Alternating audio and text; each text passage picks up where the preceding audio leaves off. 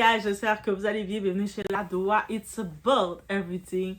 Et là, sur les réseaux, il y a une vidéo qui ressurgit dans les directs de votre très chère rappeuse préférée, Nicki Minaj. Où est-ce que Nicki Minaj, elle s'adressait à sa communauté, les Barbs. C'est à eux qu'elle s'adressait. Et elle laissait savoir sa position. C'est clair et direct et précis. Ceux-là dans mes Barbs, là, si j'en vois un de vous, bonnes petits animaux que vous êtes, aller supporter un autre artiste que moi, votre reine, je vous unfollow et je vous bloque. OK? C'est très clair. C'est ça qu'on aime avec Nicki. C'est une femme de peu de mots, mais qui dit qu'est-ce qu'elle doit dire très clair. Et puis on peut maintenant comprendre la pression des Barbs de devoir supporter leur reine malgré tout. Leur reine joue pas, hein? Un de vous, les doigts là. Si vous ne likez pas la vidéo, là, je vous bloque. Nicki! Le pouvoir de Nicki. C'est Nicki seulement qui a ce pouvoir, guys. En effet, les fanbases aujourd'hui sont devenues plus dangereuses que les clashs eux-mêmes. Avant, les fans supportaient un artiste. Maintenant, ils vivent à travers eux. Les fans vivent à travers l'artiste. Ils vont attaquer, ils vont harceler, ils surveillent qui aime qui écoute qui soutient qui. Et dans le rap féminin, c'est devenu une vraie guerre de territoire. Si tu supportes une autre rappeuse, tu peux te faire insulter, cancel ou même bloquer par ton artiste préféré. T'imagines dans la tête d'un Barbs qui a le malheur d'écouter un autre artiste et de dire « Aïe, j'aime trop cet artiste-là. » Mais c'est fini pour toi. On va te cancel de ta communauté. Et c'est exactement ce qui explose actuellement autour de Nicki Minaj. Parce qu'après avoir commencé à bloquer des fans soutenant aussi la nouvelle rappeuse, parce qu'il y a une nouvelle rappeuse qui s'appelle Trim, I didn't know about her. So, si vous la connaissez, laissez-moi savoir. Une ancienne vidéo a refait surface sur X et elle relance un énorme débat sur l'état toxique des fanbases aujourd'hui. Est-ce que certaines stars finissent par être prisonnières de leur propre communauté? Ou est-ce que les fans eux-mêmes poussent les artistes à devenir ultra possessifs? Parce qu'en ce moment, les Barbs et Internet sont en guerre totale. Bye. On regarde le tout ensemble, guys. On est chez La Doua. It's about everything. On essaie de comprendre. On va se mettre... on va essayer. Je sais que nous, ici, on a du discernement. Ça va être difficile pour nous de le faire. Mais on va essayer de se mettre dans la tête des Barbs. Juste pendant quelques secondes. Parce que je sais que ça va être épuisant. De se mettre dans la peau des Barbs, c'est épuisant. Je suis fatiguée, moi. Je vais tenir le coup jusqu'à la fin de la vidéo. En tout cas, je vais essayer. Je vais essayer de pas trop vous insulter. Oh my God. So, on met des likes, on support. On est dans la peau des Barbs. Je vois plein de couleurs, oh my God. Hey, dans la peau des Barbs, ça donne des couleurs, guys. On y va. La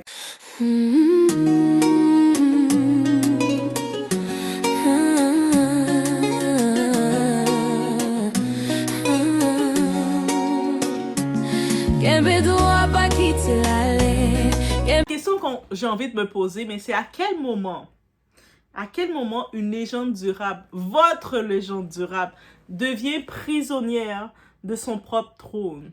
Je pense que quand on regarde, Nicki Minaj, elle a un petit peu nourri sa communauté, mais c'est à partir de ce niveau-là. Et quand ta communauté devient tellement excessive envers toi que ils veulent vivre ta vie. C'est comme moi, je pense aussi au Behave. Je sais pas lequel qui est dans le degré plus intense. Je sais pas encore, en vrai. Je réfléchis entre les Barbs et les Behave parce que je vois que les Barbs, Nicki Minaj était dure avec eux. Si tu aimes quelqu'un d'autre que moi je te bloque. Donc c'était dur. Alors que j'ai pu comprendre pour Beyoncé, pardon. Elle, c'est sa communauté, les Behave, ils ont juste grandi avec elle depuis Destiny's Child, ils l'ont aimée. Il y avait une période de temps, il y avait des petites critiques sur elle, donc on disait qu'elle prenait toute la place dans le groupe, et bref, vous savez. Et sa communauté l'a encore plus supportée, et quand elle est venue en solo, ça s'est changé en Behave complètement. Et honnêtement, j'ai pas encore vu aucun message, aucune vidéo, où ce qu'on voit Beyoncé devant une caméra dire à ses Behave Eh, eh, si vous suivez quelqu'un d'autre que moi, je vais... Je pense que Beyoncé, elle, la différence, sa communauté, ils se sont formés malgré elle. C'est ça la différence avec Beyoncé. Et puis, ils ont même créé une église malgré elle. C'est pareil, l'église, quand ils ont créé l'église Beyoncé, elle comprenait même pas qu'il y avait une église Beyoncé. Elle n'est pas encore allée dans cette église-là, la pauvre. Tandis que Nicki Minaj, elle a nourri sa communauté. C'est un petit peu ça la différence. Parce qu'en ce moment, Internet accuse Nicki Minaj d'être en guerre contre ses propres fans. Oh, Nicki, comment t'es en guerre avec tes fans? Oui, tes fans, tes barbs. Comment tu fais ça, Nicki? Une ancienne vidéo devenue virale, comme je vous ai mis, virale, refait surface sur X, au moment exact où plusieurs comptes affirment avoir été bloqués par Nicki, simplement parce qu'ils soutenaient aussi une autre rappeuse montante. Et là, les réseaux sociaux explosent, parce que pour beaucoup, ce n'est pas juste une question de fandom, c'est devenu une question d'ego, de contrôle et surtout de peur de perdre sa place. Depuis des années, Nicki Minaj règne comme la reine incontestée du rap féminin mainstream. C'est pas votre reine? Ah, c'est votre reine. Elle a survécu à toutes les générations. A-t-elle réellement survécu 2026? On a Cardi B, hein? De Barty. Cardi B, eux autres, c'est les Barty. Barty. Barty. C'est son nom de famille aussi, Barty. Vous avez capté? Barty. Cardi B, Barty. Ouais. Son nom, son vrai nom, c'est Balkaliz. Ça ressemble tellement à Bacardi. Et puis, je suis sûre que son père, il voulait l'appeler Bacardi. Elle est des Antilles. Hein.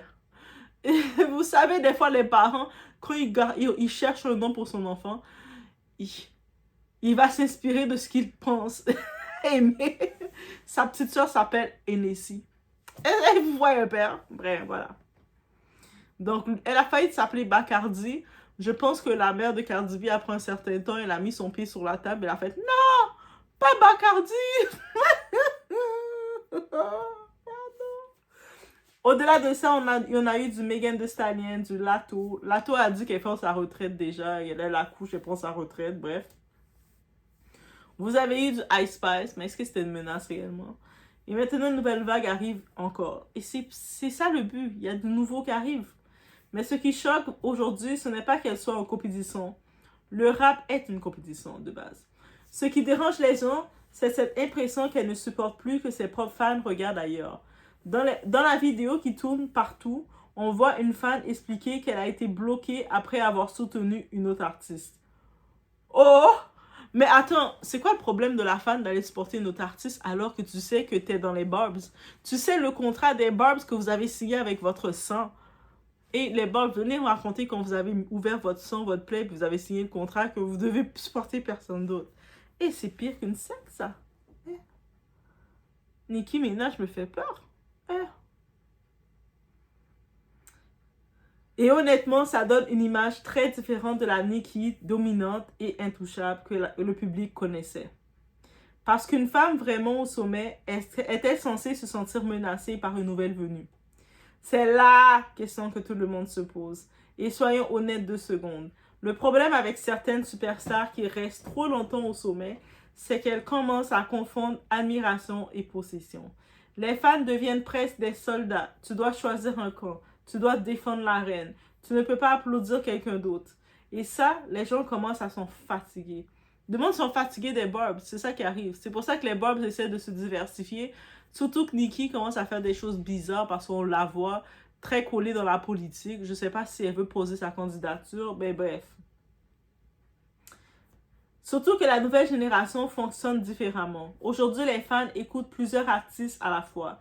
Ils peuvent aimer Nicki et Trim, Nicki et Doja, Nicki et Cardi. C'est comme ça maintenant la musique est bonne, on fait une tendance TikTok, on fait une chorégraphie, on shake, vous tape et c'est tout. Il n'y a plus de je dois juste écouter tel artiste et puis est-ce que ça a déjà été? Non, la musique t'écoute ce que tu veux dans les playlists. Mais certaines fanbases transforment ça en guerre civile permanente. Et Internet n'a aucune pitié actuellement. Sur X, beaucoup disent que Nicki donne l'image d'une artiste incapable d'accepter qu'une nouvelle génération de rappeuses gagne en attention. D'autres disent au contraire qu'elle protège simplement son héritage après des années où elle estime avoir été attaquée et manqué de respect. Je pense que Nicki, elle a peur qu'on lui fasse la même chose qu'elle avait faite à Lil' Kim. Parce qu'au fond, Nicki Minaj est aussi victime du personnage qu'elle a créé. Pendant des années, elle a bâti son image par la domination totale, la plus grande, la plus forte, la reine. Mais le problème quand tu construis un empire sur l'idée d'être intouchable, c'est qu'à chaque nouvelle femme qui monte, ça ressemble automatiquement à une menace. Et parfois, certaines célébrités ne savent pas faire la différence entre concurrence et paranoïa.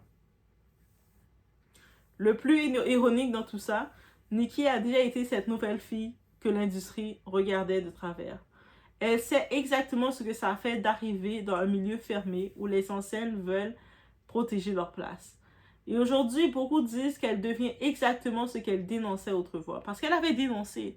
De temps qu'on avait des Lil' Kim, on avait tous les autres artistes et elle essayait de faire sa place. Et puis elle sentait que personne faisait des collabos avec elle. Mais elle le dénonçait. Mais attention, parce que malgré toutes les critiques, Nicki reste une machine. Une fanbase monstrueuse, des chiffres énormes, une influence gigantesque.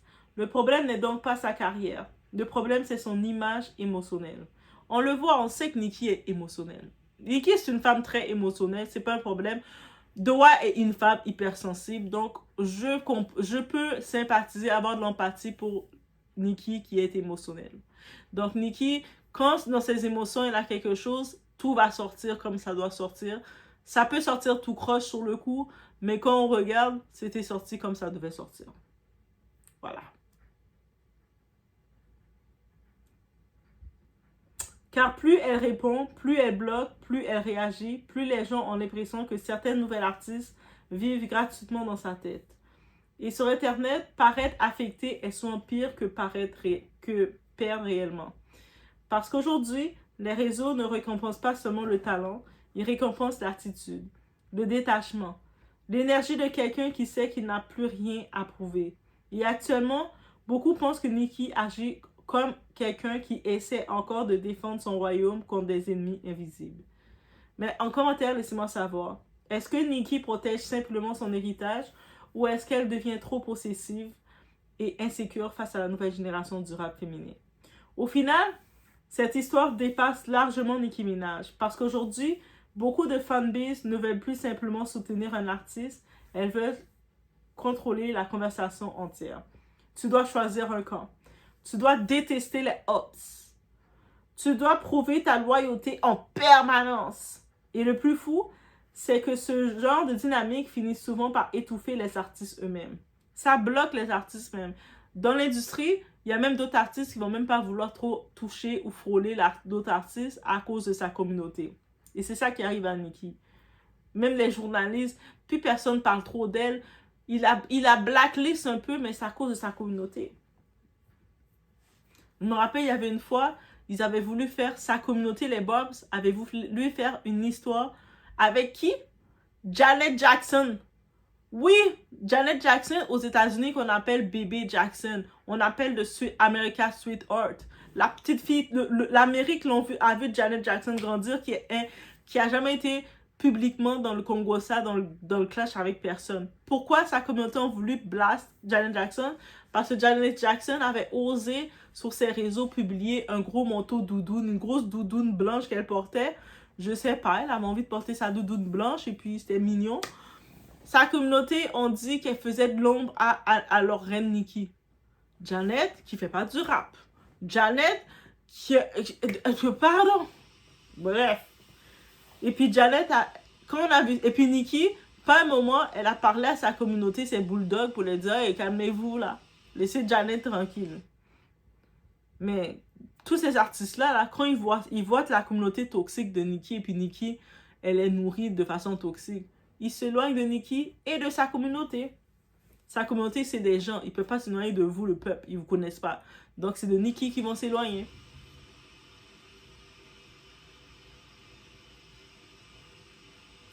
Car plus une star essaie de contrôler ce que ses fans écoutent, plus elle donne l'impression, mais elle a peur de perdre le pouvoir. Et c'est pas normal. Une chose reste vraie. Nicki Minaj a déjà marqué l'histoire du rap féminin personne ne pourrait lui enlever ça. Maintenant, la vraie question est-ce qu'une légende peut accepter que le jeu continue sans vouloir contrôler chaque nouvelle joueuse qui entre sur le terrain? Ou est-ce que les réseaux sociaux ont transformé les fanbases en véritables sectes numériques où tout devient guerre, obsession et validation? Parce qu'en ce moment, le problème n'est peut-être plus seulement les célébrités. Le problème, ce sont aussi les communautés qu'elles ont créées. Et ça, c'est réel. Parce que moi, je me dis, tu peux être dans ta communauté, tu supportes Barbs, mais là, la vidéo qui sort, on comprend que Nicki bloque si tu parles de quelqu'un d'autre. Ça veut dire que Nicki, c'est comme si elle est encore dans la phase de, elle a encore besoin de la validation du public. Mais elle a fait beaucoup de choses. Elle a son catalogue, Nicki. Nicki était supposée être dans l'air de s'asseoir comme ça et de laisser sa communauté sortir ses albums. On se rappelle récemment qu'est-ce qu'il y a eu. La petite fille de l'Afrique du Sud, là. Le petit avorton de l'Afrique du Sud, là, Tila. Et j'ai pas fini avec Tila. Tila, à chaque fois j'ai un sujet, je vais penser à elle. Tila avec One Hit. What there. Elle parlait de l'eau parce qu'elle est dans la sécheresse dans sa vie. Et là, elle a fait 2-3 passes dans l'industrie. Elle a passé 2-3 rituels. On l'a donné un Grammys. Avec Water. Ouais, Water. Là maintenant, notre Tila avec Water, qui a fait son Water. Le monde, sa communauté, essaie de la comparer à Rihanna en disant Rihanna est jalouse de Water. Mais Rihanna, elle a un catalogue de hits. Et toutes ces tracks l'appartiennent. Elle a tout son droit d'auteur sur sa musique. Son catalogue appartient à Rihanna. Ça veut dire que même quand Rihanna est plus là, ses enfants, ils vont bénéficier de l'argent de leur maman encore. C'est pas powerful move qu'elle a fait derrière. Et puis Rihanna, on se rappelle quand Rihanna avait 21, elle avait déjà beaucoup plus fait d'impact dans les... Rihanna, c'est pas une musique qu'elle a faite. Elle avait déjà créé de l'impact musical à l'âge de 21 parce qu'elle a commencé à 16 ans. Même quand elle sortait Pon de Replay, quand elle sortait Unfaithful, A Girl Like Me, SOS, toutes ces sons du début qu'elle sortait, c'est pas un son là. Rihanna, c'était une machine de hit. Donc là, on regarde, ils essaient de les comparer jalouses. Non. Hey. Mais c'est pour ça que la communauté, les Navy, ils sont tranquilles, les Navy, ils n'avaient pas le choix de rester tranquilles. Rihanna les a fait asseoir dans le bateau. Elle a dit, hey, vous restez dans le bateau, on se promène. Voici la nouvelle crème que j'ai sortie. Voici mon nouveau fond de teint dans le bateau. Donc, on était restés dans le bateau à mettre des produits, des fonds de teint, soins de peau, à faire nos cheveux, s'acheter de la lingerie. C'est ça que Rihanna nous a envoyé faire sur le bateau. Et puis, on écoutait les musiques qu'elle nous a faites. Heureusement qu'elle nous a fait beaucoup de musique, les 8 albums qu'on a pour écouter. Parce que sinon, là, à force, notre peau est graisseuse. Nos masques, toutes nos affaires capillaires, on a tout ça là. Heureusement qu'on a la musique pour écouter. Si on avait juste une musique, un water là, on aurait été tanné d'elle. Heureusement, Rihanna nous avait donné beaucoup de musique pour nous faire relaxer. On a encore le temps de relaxer. Même Tila était dans le bateau. Là maintenant, c'est ça. C'était la parenthèse que je vais faire. Hey, ouais, mais pourquoi t'as fait? C'était gratuit. Ah oui, j'ai trop grandi avec Rihanna. Pour que Tila de l'eau là, avec sa bouteille d'eau, c'est même pas un lac d'eau qu'elle nous a présenté. Elle nous a présenté une bouteille d'eau et elle voulait le comparer à Rihanna. Bref. Au moins, c'est comme ça qu'il faut défendre l'artiste avec ce que c'est l'artiste présente pour nous. La même façon, quand je regarde les billets, eux aussi, ils vont défendre Beyoncé avec ce qu'elle a apporté. C'est sûr que oui, il y a la polémique qu'on dit Beyoncé n'est peut-être pas la grande, elle n'est pas une compositrice. Donc, elle a recours à beaucoup de gens qui l'aident dans ses équipes. Mais c'est une grande interprète. Elle a une belle présence sur scène. Elle a beaucoup d'énergie. Et il y a beaucoup de sons qu'elle a été capable de créer, d'apporter la vie.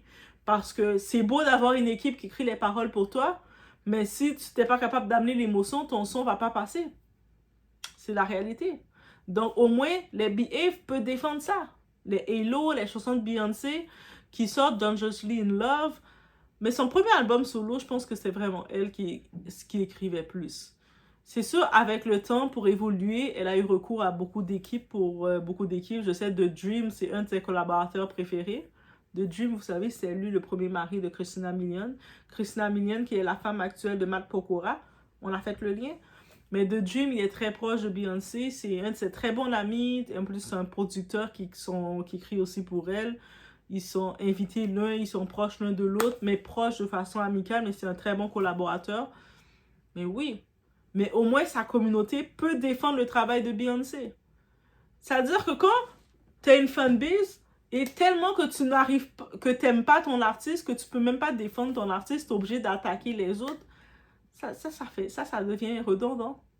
C'est-à-dire que c'est pour la communauté de Tila, ils ne peuvent pas la défendre. Pourquoi ils ne peuvent pas la défendre? Parce qu'elle n'a rien. Leur artiste est encore bébête. Leur artiste est encore en train de se créer. Elle est encore en train d'apprendre à marcher. Au-delà de parler de la bouteille d'eau qu'elle les a pris pour représenter, ils ne peuvent pas la défendre. Donc, ils vont s'attaquer. Ils vont essayer de s'attaquer. Ils sont tellement rendus à s'attaquer qu'ils ont pris une photo de Rihanna à 21 ans quand elle s'était fait frapper par Chris Brown pour dire, regarde, à 21 ans, elle s'était fait frapper. Quand tu regardes ça, tu te dis, ah bon, c'est ça ta communauté? Ok. Mais c'est compliqué. On regarde les Believers, la communauté de Justin Bieber. On sait que Justin Bieber, il a eu des moments compliqués. Mais malgré ces moments compliqués, il a une belle communauté, les Believers, qui le défendent. En plus, c'est un beau nom qu'il a trouvé. Believer, Bieber. C'est tellement beau, son nom. Les croyants, en plus, on sait qu'il est devenu chrétien et tout.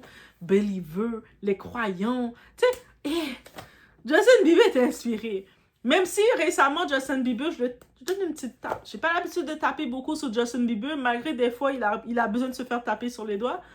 Mais quand il a commencé à envoyer une petite pique à Mariah Carey, j'ai pas fait une vidéo sur ça parce que c'est deux artistes que j'aime bien. Et aussi, ça s'est vite réglé. C'est pas une polémique. Je sais pas comment ça s'est sorti. Mariah Carey, en plus, c'est une femme qui a tellement du piquant. Le monde, vous pensez que Mariah Carey, c'est juste une princesse. Mariah Carey a répondu, moi, au moins... Je me rappelle plus c'est quoi Justin Bieber a dit. Mariah Carey, elle a répondu, mais moi, au moins, j'ai pas assisté à aucune des fêtes de Didi. Mariah Carey, est-ce qu'on peut peste?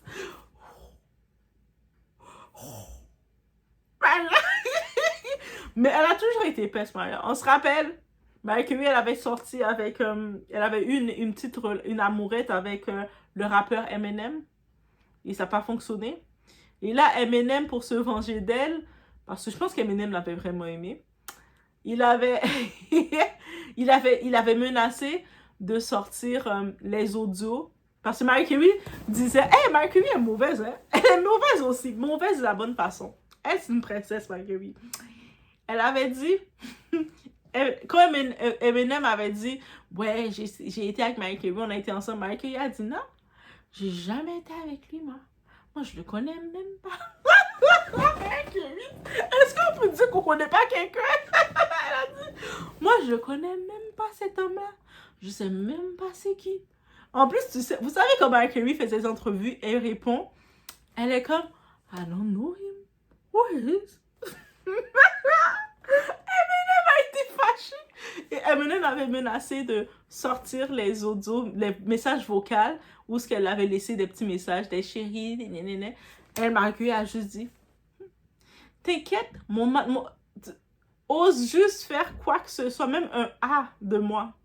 Mon avocat va te gérer. Et les avocats de Mariah Carey sont très forts. En passant, c'est son neveu. Son avocat principal, c'est son neveu qu'elle s'est occupé. On dit qu'elle s'occupe pas de sa famille, mais son neveu, qu'elle s'est occupé de lui, c'est lui maintenant qui est son avocat principal. Et son avocat, ses équipes d'avocats qu'elle a, c'est sûr, il la gère bien. Parce qu'on se rappelle, elle était fiancée avec un homme, et finalement, leur fiançailles s'est rompue. Et Mariah Carey l'a poursuivi pour tromperie mensongère et perte de temps. Tu m'avais promis le mariage, finalement, on ne s'est pas marié. Tu m'as fait perdre mon temps, tu m'as menti émotionnellement. Il a dû lui rembourser un 50 millions, quelque chose. Quand je vous dis, Mariah Carey, elle est dans son propre monde et elle a gagné. Oh, pardon, Mariah Carey. Peut-être c'est pour ça que l'autre là, Anissette essaie de faire ça avec le footballeur. Elle a regardé trop Mariah Carey.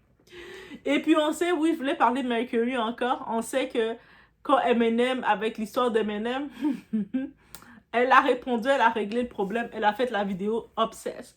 Why you so obsessed with me? Et puis en plus, elle-même s'est déguisée avec le personnage. On le voit, elle a imité Eminem. Je suis sûre que Eminem, là, il se fait toujours prendre par la génération de Mariah Carey. Ou même de Michael Jackson. Parce qu'on se rappelle, un moment, il avait taclé Michael Jackson. Il se trouvait drôle. Michael Jackson a fait... It's so funny. Il a acheté tout le catalogue d'Eminem. Il a dit, maintenant, tu peux me tacler comme tu veux, mais tu vas travailler pour moi, mon petit.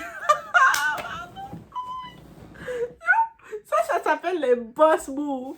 Bon, on termine la vidéo comme ça. Sur ce, on se voit aux prochaines vidéos, guys.